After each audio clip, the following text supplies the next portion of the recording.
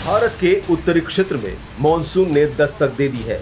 कुछ लोग इसकी खुशी मना रहे हैं तो कुछ दुखी हैं। आप सोच रहे होंगे कि मॉनसून जिसका साल भर इंतजार होता है, आम लोगों से लेकर किसानों तक जिसका इंतजार करते हैं, उससे कोई क्यों दुखी होगा। लेकिन बिहार के लोग मॉनसून की खुशियां नहीं मना पाते, क्योंकि मॉनसून उनके लिए तबाही लेकर आता है। बिहार में बाढ़ एक ऐसी कहानी बन चुकी है जिसके हालात में साल दर साल कभी कोई सुधार नहीं हुआ। जब भी मॉनसून का मौसम आता है, बिहार तबाही से निपटने की तैयारी कर रहा होता है। भारत के कई राज्य बाढ़ का दंश हर साल झेलते हैं। मध्य प्रदेश, ओडिशा, आंध्र प्रदेश, असम, बंगाल, महाराष्ट्र, गुजरात में हर साल बाढ़ आती है, लेकिन बिहार में हालात सबसे ज्यादा खराब है। बिहार का 75% इलाका हमेशा बाढ़ का दंश झेलता है। राज्य के 38 में से 28 जिले हर साल बाढ़ की विभीषिका को झेलते हैं। खासकर उत्तरी बिहार में रहने वाले इलाके बाढ़ के खतरे के लिहाज से सबसे ज्यादा संवेदनशील माने जाते हैं, और इसका कारण है नेपाल से आने वाली नदियां, जिनकी उत्पत्ति हिमालय की वादियों में होती है।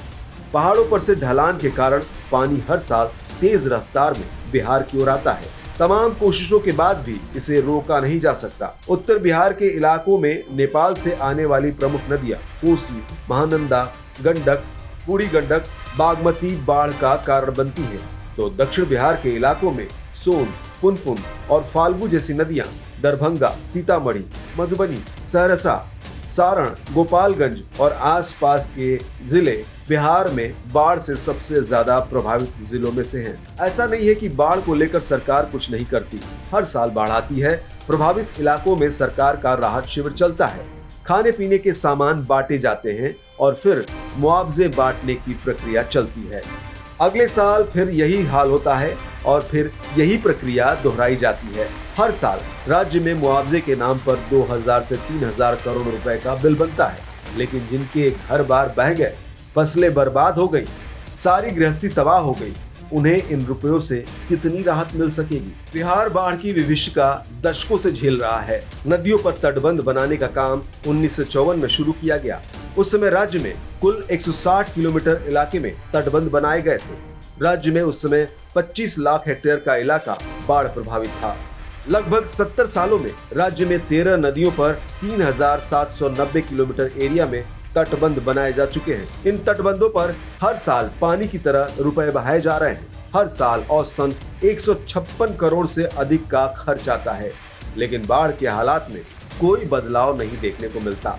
उल्टे इन 7 दशकों में बिहार में बाढ़ के खतरे वाला इलाका बढ़कर 68 लाख हेक्टेयर हो गया है, क्योंकि नदियों का लगातार विस्तार हो रहा है। नदियों पर बन रहे तटबंधों के कारण नदी का पानी एक जगह पर रोका जाता है तो दूसरे इलाके में घुस जाता है, फिर नया इलाका बाढ़ की चपेट में होता है।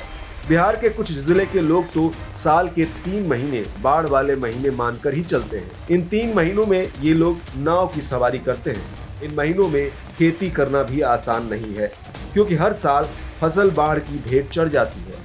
हर साल सब कुछ गंवाने वाले लोगों को बाढ़ की समस्या के स्थायी समाधान का इंतजार दशकों से है। बिहार में हर साल आने वाली इस तबाही से निजात कैसे मिले, इसका जवाब बिहार की जनता दशकों से कर रही है। आपको क्या लगता है, बिहार में आने वाली इस तबाही को कैसे रोका जा सकता है? कमेंट कर बताएं।